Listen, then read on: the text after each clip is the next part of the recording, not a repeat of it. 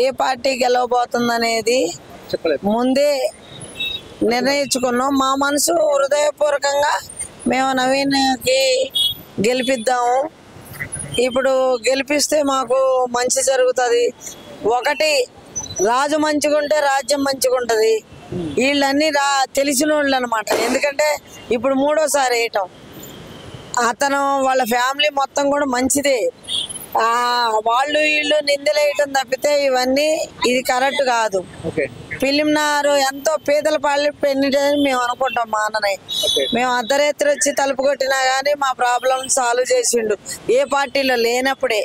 మరి పార్టీలో ఉంటే ఇంకా మాకు కూడా ఏదైనా ఉపయోగాలు చేసి అన్నా మాకు ఇల్లు లేవు అన్నా అని దండం పెట్టుకుంటాం కదా అని చెప్పేసి రేవంత్ రెడ్డి గారికి కూడా కొన్ని మరి తెలిసి ఉండొచ్చో తెలియపోవచ్చో. ఒకవేళ మరి ఆయనకు కూడా ఒక సపోర్ట్ ఉంటే, ఈయన అండగా ఉంటే మంచిగా ఉంటుందని మేము అనుకుంటున్నాం.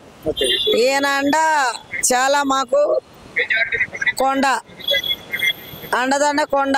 శ్రీశైలం అన్న అంటేనే మాకు ఒక కొండ. అందుకని మేము ఈయన గెలిపియాలని బాగా ఫిక్స్ అయిపోయినాం. 100కి 100% మేము పక్కా గెలిపిస్తాము, గెలిపించి తీరుతాము. మేము అన్నని మేము పూర్తిగా నమ్మినాం.